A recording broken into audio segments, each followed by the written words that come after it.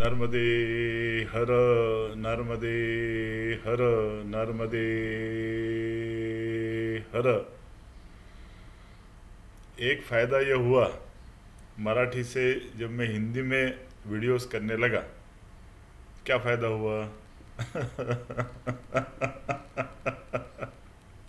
एक प्रमुख फ़ायदा यह हुआ कि अभी तक जो दर्शक मुझे काका कह लिखते थे, वीडियो खूब चांगला झाला काका, वो लोग अभी हिंदी में लिखने लगे, तो प्रतिक्रियाएं आने लगी हिंदी में। और जो अभी तक मैं था काका, वो काका से हो गया काका जी। तो काका मतलब ऐसा क्लीन शेव्ड, स्मार्ट ऐसा लगता है। और काका जी जैसे बोलो तो ऐसी बड़ी बड़ी मूछे, ऐसे बाल बड़े हुए, है ना, एक टोपी पहनी हुई और मस्त सफ़ेद कुर्ता पहने हुए ताऊ जी, ऐसा एक खटिया पे बैठे हुए महाराज जी, वो सामने आते हैं। तो जब ताऊ जी कहा, काका जी कहा, तो तुरंत मैया जी का किनारा सामने आया। मैया जी का किनारा, मैया जी की याद आज आना तो ज़्यादा ही स्वाभाविक है, क्योंकि आज है सोमवार, आज है अमावस। तो इसका मतलब है आज है सोमवती अमावस। सोमवती अमावस का महत्व मैया जी के तट पे नितांत सुंदर दृश्य, मैया जी का किनारा।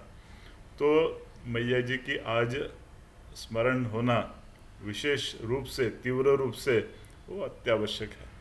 तो इस निमित्त से एक वीडियो, पिछला वीडियो आप लोगों ने देखा, सराहा, उसके लिए बहुत बहुत धन्यवाद। वो था चल अकेला चल अकेला चल अकेला। और इस बार के वीडियो का शीर्षक देख के आप समझ गए होंगे मुझे क्या कहना है। तो इसका मतलब आगे वीडियो कहने की जरूरत नहीं है।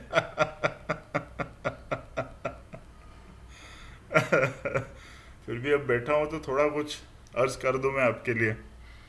तो महाराज मुझे ये कहना है, न हाथी है न घोड़ा है, वहाँ पैदल ही जाना है। तो पैदल जाना ही परिक्रमा है, ये मेरा आज का विषय है। आप बस के चक्कर में, कार के चक्कर में, एक्टिवा के चक्कर में मत पड़ो। आप बस के चक्कर में बिल्कुल मत पड़ो, आप पैदल ही जाइए, ये मेरा आप सबसे निवेदन है। अब मुझे मालूम है आप लोग क्या कह रहे होंगे। कुछ लोग कह रहे होंगे हमारे पास समय कम है, हम पूरी परिक्रमा पैदल करके 7-8 महीने बर्बाद नहीं करना चाहते हैं। मुझे मालूम है आपका ये आर्गुमेंट। कुछ लोग कहते हैं भैया यहाँ से हम गणेश मंदिर तक भी पैदल नहीं जा पाते हैं, गणेश मंदिर तो बहुत दूर है, पीछे मेरे गणपति जी विराजमान है, उनको प्रणाम। तो हम गणपति मंदिर तक नहीं जाते, गणपति मंदिर तो दूर रहा, हम पड़ोस में किराने की दुकान तक भी पैदल नहीं जाते हैं। ये दोनों आर्गुमेंट्स है। तीसरा, मुझे मालूम है आप क्या कहने वाले हो कि हम तो बिल्कुल चढ़ते उतरते भी नहीं हैं, हमारा मकान फर्स्ट फ्लोर पे है, ऊपर आने के लिए नाम मात्र 12 स्टेप्स चढ़नी पड़ती है, लेकिन हम लिफ्ट से आते जाते, भैया कहाँ हमसे पैदल चलवा रहे हो। तो तीनों संशयों का निवारण अभी करते हैं। पहला संशय कि हमारे पास समय नहीं है, हम जाके तुरंत वापस आना चाहते हैं, इसलिए हम बस से जा रहे हैं, इसलिए हम कार से जा रहे हैं कि 15-20 दिन में वापस लौट आए। ओके। दूसरा तर्क था कि हम चौक तक भी पैदल नहीं जाते हैं, हम हमेशा लिफ्ट से आवागमन करते हैं। ठीक है। और तीसरा एक और संशय इस समय पैदा होता है, लोग कहते हैं कि हमारी तबीयत कुछ ठीक नहीं रहती है, शरीर साथ नहीं देता हमारा। मेरी सहानुभूति है आप तीनों के साथ। मेरी पूरी सहानुभूति है आप तीनों के साथ। लेकिन मैं आपके सामने दूसरा एक दृश्य दिखाना चाहता हूँ। अभी मैं नाम, पता, स्थान नहीं बताऊंगा आपको क्योंकि वो ठीक नहीं है। तो एक किस्सा मैंने सुना कि एक महाशय, उनकी श्रीमती जी पूरी परिक्रमा करके आए, पैदल परिक्रमा करके आए। तो उसमें नई बात क्या है? कई लोग परिक्रमा करके आते हैं, पैदल पूरी करके आते हैं। इसमें विशेष बात यह है कि वो अपने साथ में गाड़ी ले गए। तो गाड़ी ले गए तो पैदल कैसे हुई, ऐसा आप पूछेंगे। तो गाड़ी उनके साथ साथ चल रही थी। और गाड़ी में क्या था? तो गाड़ी में बिस्तर था, चद्दर थी, गैस था, कपड़े थे, सामान था। मतलब गृहस्थी पूरी उनकी उस गाड़ी के अंदर थी। ड्राइवर था। वो जहाँ जाते थे उस आश्रम में उनके एक दिन पहले ही गाड़ी पहुंच जाती थी। एक दिन कुछ ज़्यादा बोला, 1-2 घंटे पहले गाड़ी पहुंच जाती थी। उनके लिए सारी व्यवस्था हो जाती थी, वहाँ के साफ सफाई, वहाँ पे गद्दियाँ वगैरह डाल दी जाती थी। खाना बनाने के लिए लोग जुट जाते थे। वो जब तक आते चाय तैयार रहती थी, उनके हाथ में गर्म प्याली चाय दी, नाश्ते का प्रबंध हो जाता था, दोपहर का खाना बन जाता था। फिर ये लोग आराम से उठ के चल चल के मैया जी के किनारे जाते थे। स्नान, पूजा, आरती भक्ति भाव पूर्वक होती थी। वापस आ गए, रात को वहाँ पे आराम किया। दूसरे दिन नर्मदे हर करके वहाँ से चले। परिक्रमा तो की, लेकिन जैसा अपेक्षित है, अपेक्षित क्या है? मैया के परिक्रमा में हमको अपरिग्रह, ये शब्द ध्यान में रखिए। अपरिग्रह का मतलब कुछ भी सामान साथ में नहीं रखना है। अपरिग्रह मतलब अनावश्यक आइटम्स का इकट्ठा करना। जो नितांत ही आवश्यक है। अब ये नितांत शब्द की व्याख्या आप अपने अपने हिसाब से कर सकते हो। मैं कौन हूँ? मैं आपको कैसे बता सकता हूँ कि नितांत आवश्यक क्या है? मोबाइल नितांत आवश्यक है या नहीं है, आप जान लीजिए। मोबाइल क्यों साथ में? क्योंकि घर वालों को फिक्र होती रहती है कि ये गए तो है, अकेले ही गए हैं, पता नहीं किस हाल में है। तो वो हाल किसी एक निश्चित अवधि के पश्चात बताने के लिए मोबाइल ठीक है। लेकिन मैंने जैसे बोला था आपको कि दिन में एक बार मोबाइल ऑन किया, हम लोग अभी होशंगाबाद पहुंच गए हैं, सब व्यवस्था ठीक है, तबीयत ठीक है, नर्मदे हर करके रख दिया। इतना अगर आप संयम रखने वाले हो तो मोबाइल अच्छा है। फिर हम लोग जैसे 12 किलो सामान, 12-13 किलो सामान हमारे साथ में ले गए थे, हमने भी वही गलती की थी। इसलिए मैं आपको कहना चाहता हूँ कि वो गलती आप ना करें। आप नितांत आवश्यक वस्तुएं ही अपने साथ में ले जाए, ताकि पैदल चलने में आपको अधिक भार उठाना ना पड़े, आपको एक अतिरिक्त गाड़ी ना करना पड़े। क्योंकि ये तपस्वी जीवन जीने का नाम परिक्रमा है। ये पिकनिक के लिए नहीं जा रहे हो, हिच हाइकिंग के लिए नहीं जा रहे हो, ट्रैकिंग के लिए नहीं जा रहे हो। ये धार्मिक यात्रा तो है, लेकिन धार्मिक यात्रा ये अंदर की यात्रा है, इनसाइड। आपकी आध्यात्मिक यात्रा है। तो आध्यात्मिक यात्रा की दिनचर्या, अनुशासन, संयम वैसे ही रखना चाहिए जैसा अपेक्षित है। बाकी सब चिंता निकाल दीजिए मन से। बाकी सारी चिंताएं मन से निकाल दीजिए, क्योंकि मूक होई वाचाल, पंगु चढ़े गिरिवर गहन, जा सुकृपा सो दयाल द्रवहु सकल कलिमल दहन। उस भगवती के शरण में आप जा रहे हो तो ये बाकी सब दुनियादारी साथ में ले जाने की क्या आवश्यकता है। नितांत आवश्यक, नितांत आवश्यक कपड़े, एक चेंज साथ में हो पर्याप्त है।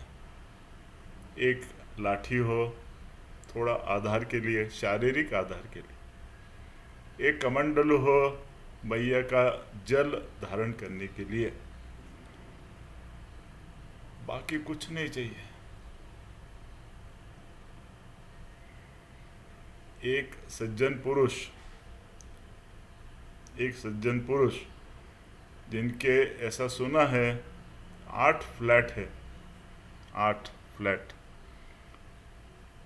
उन्होंने एक अच्छा उदाहरण अपने सामने रखा। मैया की परिक्रमा एक भी रुपया साथ में नहीं लेते हुए की। 1 रुपया उनके साथ नहीं था। और तो और मैया परिक्रमा में परिक्रमा वासियों को दक्षिणा मिलती है, वो दक्षिणा भी नहीं लेते थे। आश्चर्य है ना।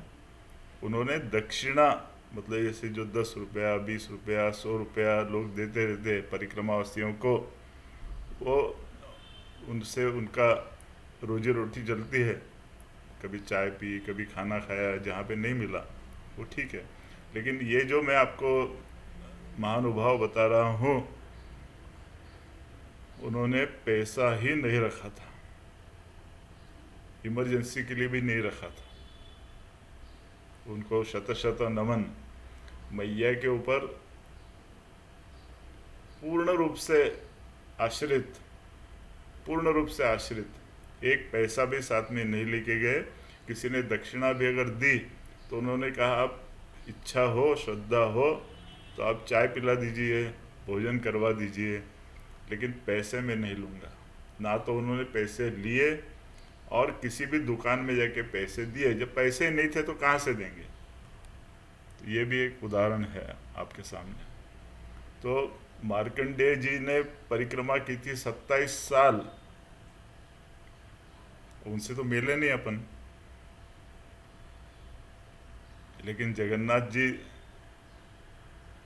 कुंटे, उनकी तो आपने सुनी होगी परिक्रमा के बारे में। क्या था उनके साथ में? एक लाठी, एक कमंडलू, एक उत्तरीय,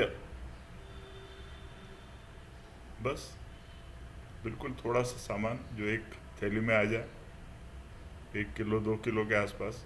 ये कुछ उदाहरण मैं आपके सामने इसलिए रखना चाहता हूँ कि उस अंतिम सत्य की तरफ भी देखिए आप। मुकेश जी जिस अंतिम सत्य की तरफ इशारा कर रहे हैं, न हाथी है न घोड़ा है, वहाँ पैदल ही जाना है। वो जो अंतिम सत्य की तरफ जाने का इशारा कर रहे हैं इस गाने में, उसी अंतिम सत्य की तरफ भी मैं आपको आकर्षित करना चाहता हूँ कि वहाँ जाते वक्त कौन है अपने साथ। ना कोई संगी साथी, ना परिवारवासी, ना मित्र, ना स्नेही, ना मित्र ना दुश्मन, कोई नहीं है साथ में। अकेले जाना है वहाँ पे। व्हीकल कोई नहीं है, जिस प्रकार से आए थे उसी प्रकार से जाना है। तो फिर मात्र परिक्रमा में ही ऐसा क्यों ये सब गृहस्थी साथ में ले जाने की आवश्यकता क्या है। इसलिए मित्रों, मेरा आपसे निवेदन है, नितांत आवश्यक वस्तुएं ही साथ में ले जाएं। जो गलती मैंने की थी वो आप ना दोहराएं। पैदल ही जाएं, वाहन से भी मत जाएं। लेकिन अभी आपने कहा कि हमारी शंकाएं तो आपने निवारण की नहीं। हमारे पास समय खाली 15 दिन है। बताता हूँ, अगर आपके पास 15 दिन है तो एक काम कीजिए, पूरी परिक्रमा तो आपकी 15 दिन में नहीं होगी पैदल, मैं जानता हूँ। फिर क्या करना है, तो एक स्थान निश्चित कीजिए। भले वो गरुड़ेश्वर हो, महेश्वर हो, ओंकारेश्वर, अमरकंटक, वो आप यात्रा प्लान कीजिए, वहाँ तक जाइए ट्रेन से, वहाँ पे उतरिए। अब आपके पास सिर्फ 7 दिन है। 7 दिन में क्या कीजिएगा? मैया का दर्शन कीजिएगा, मैया का जप कीजिए, अनुसंधान कीजिए, मैया का अष्टक पाठ कीजिए सुबह शाम बैठ के। अगर चलने की जरा भी हिम्मत नहीं है तो मैं कहता हूँ एक ही जगह पे रुक जाइए, एक ही स्थान पे आसन लगाइए। 4 दिन, 5 दिन, 6 दिन, जितने दिन आपके पास में है, वहाँ रह के नर्मदा तट पर आए हुए परिक्रमा वासियों की सेवा कीजिए। आश्रम एक निश्चित कीजिए, उस आश्रम में जाके अपनी सेवाएं अर्पित कीजिए। वो परिक्रमा के तुल्य तो शायद नहीं होगा, शास्त्रोक्त विधि से पैदल परिक्रमा सत्य है। देखिए, वो शास्त्र विधि युक्त परिक्रमा शायद ना हो, मुझे उतना ज्ञान नहीं है, लेकिन समाधान आपको पूरा मिलेगा। समाधान की निश्चिति मैं आपको देता हूँ। मात्र 5 दिन, 6 दिन, 1 हफ्ता मैया के तट पे जाइए, सुबह शाम मैया का स्नान का आनंद लीजिए। तट पर खड़े रह के मैया जी का अष्टक गाइए, मैया जी की, नर्मदा जी की आरती गाइए। संभव हुआ तो कन्या पूजन कीजिए, उन कन्याओं के पूजन के बाद उनसे बातचीत कीजिए। परिक्रमावासी जो गुजर रहे हैं वहाँ से, उनका चरण संवहन कीजिए, उनको पैर में लगाने के लिए खोबरे का तेल दीजिए, उनको पैरासीटामोल दीजिए, क्रोसिन दीजिए, वैसलिन दीजिए, पैर में दरारें पड़ जाती है चल चल के, उसके लिए दीजिए, चप्पल दान कीजिए। कुछ नहीं, बैठ के उनके अनुभव सुनिए। इसमें आपको परिक्रमा का समाधान जरूर मिलेगा। पुण्य का मुझे मालूम नहीं है, पाप और पुण्य किसने देखा है, लेकिन समाधान जिसके लिए हम जीते हैं, वो समाधान आपको मिलेगा। इतना ही मुझे आपको कहना था। और भगवती के चरणों में जा रहे हैं तो शरण, उसके शरण में जाइए। शरणागत दीनार्ता परित्राण परायणे सर्वस्यार्ति हरे देवी नारायणी नमोस्तुते। ऐसी वो भगवती है। तो मैंने आपको क्या क्या बोला, आप आज पैदल ही जाइए। समय नहीं है, शारीरिक शक्ति नहीं है, ऊर्जा नहीं है, तो आंशिक रूप से कीजिए, जितना शक्ति हो उतनी कीजिए। और किसी से तुलना मत कीजिए कि वो 200 दिन में कुलकर्णी साहब पूना वाले वो जाके आ गए, मियाँ बीबी, तो हम लोग क्यों नहीं जा सकते। ऐसी कोई तुलना मत कीजिए। यह अध्यात्म है। अपनी मिसाल आप खुद बनिए, अपने दीप स्तंभ आप खुद बनिए, किसी से तुलना मत कीजिए। और सारांश में एक ही बात कहूँगा, ताम झाम लेके मत जाइए ताकि आप पैदल चल सको। चलिए, फिर से मिलेंगे अगले पार्ट में। नर्मदे हर, नर्मदे हर, नर्मदे हर।